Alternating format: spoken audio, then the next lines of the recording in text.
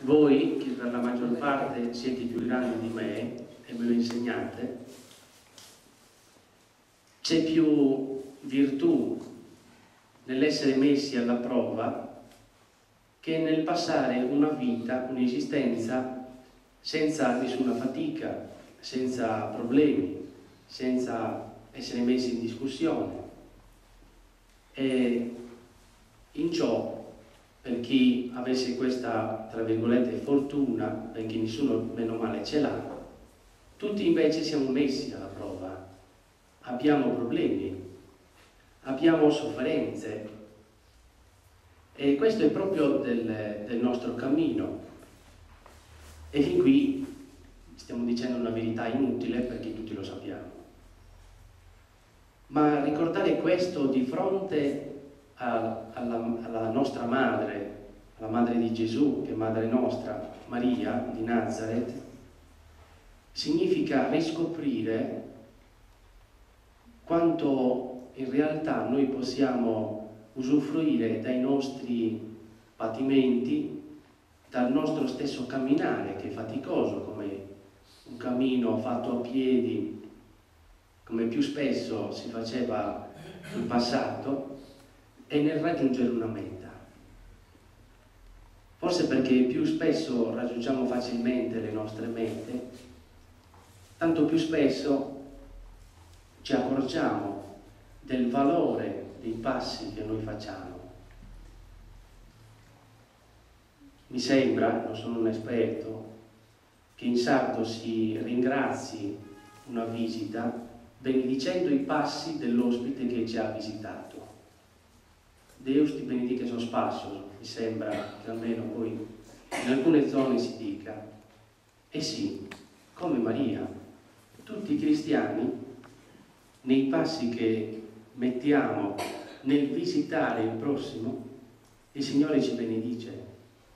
Quando questi sono fatti mossi dalla carità, mossi dalla pietà e dal desiderio di instaurare proprio nel nome della carità una relazione nuova, una relazione di amicizia. Sì, anche con i parenti, la cosa più forse difficile in questi tempi, nel quale abbiamo visto Maria che si avvicina alla cugina Elisabetta, che non pensiate che era la cugina benestante del tempo, era la cugina emarginata del tempo, era propriamente il contrario, perché non aveva figli e dunque messa in disparte.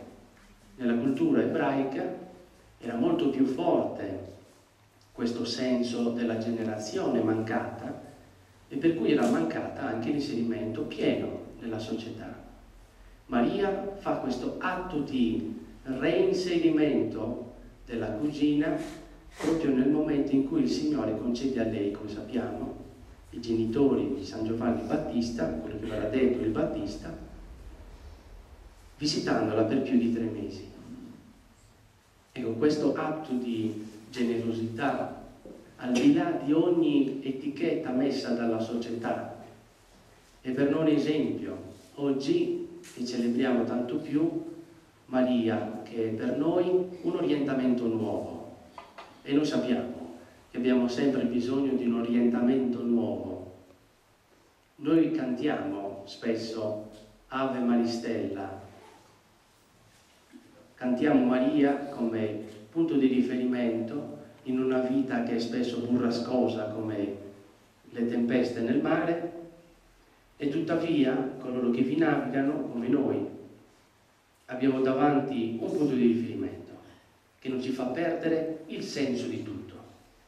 Sì, perché i nostri problemi, le nostre cadute, i nostri stessi peccati non sono il tutto della nostra vita, non sono il senso della nostra vita, ma sono l'ulteriore prova che c'è di più, così come la stella indica di più, che oltre l'orizzonte c'è il porto che ci fa arrivare. Per noi questo porto è Cristo, così come cantano ad esempio San Bernardo di Chiaravalle, celebrando le lodi di Maria.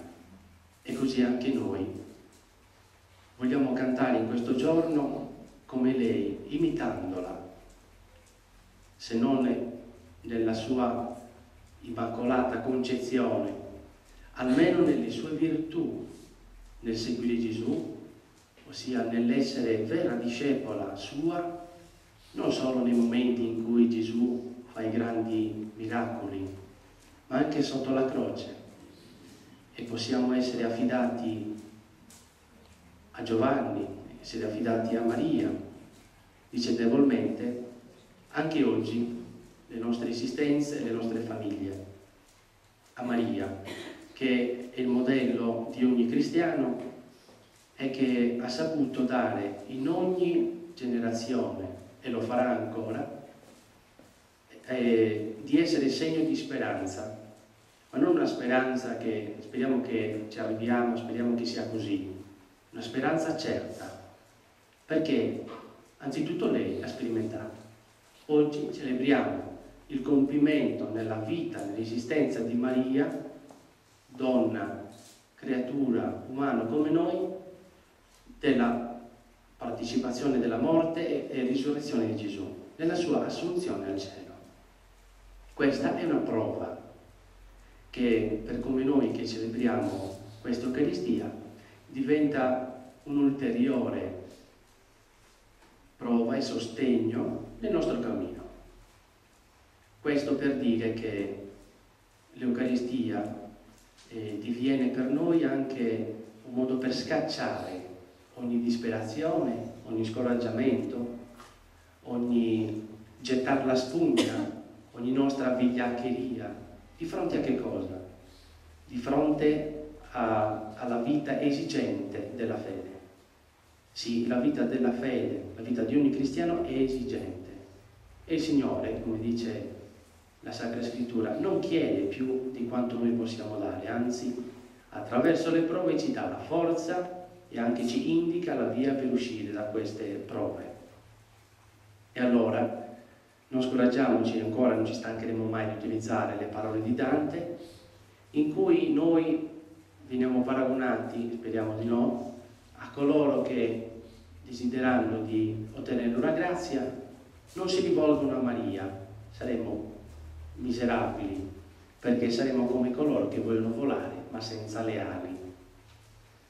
E invece noi vogliamo essere persone che attraverso la fede invocano Maria per arrivare ad ottenere la grazia, a ottenere lo stesso Gesù già ora, e giungere così al porto desiderato, al compimento delle nostre fatiche e alla realizzazione anche del regno di Dio, facendoci portatori, come Maria, del messaggio di carità. Trasformi il Signore in questa Eucaristia ogni nostro cuore, ogni nostro desiderio, purificandolo sull'esempio per intercessione di Maria che ha visitato la cugina Elisabetta.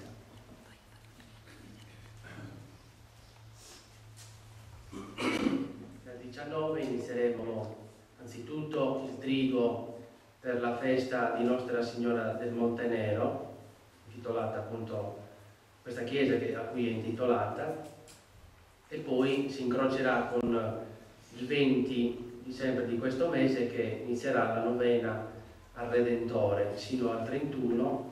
Certamente la festa sappiamo che il 29, poi ci saranno altre celebrazioni il 31 di agosto.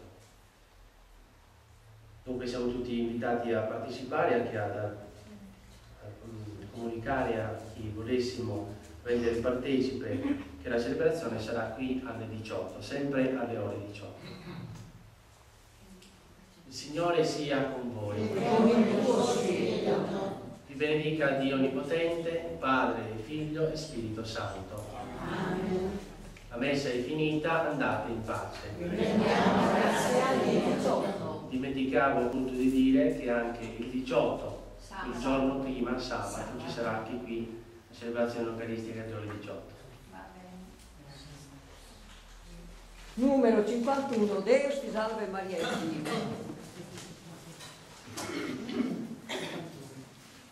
Deus ti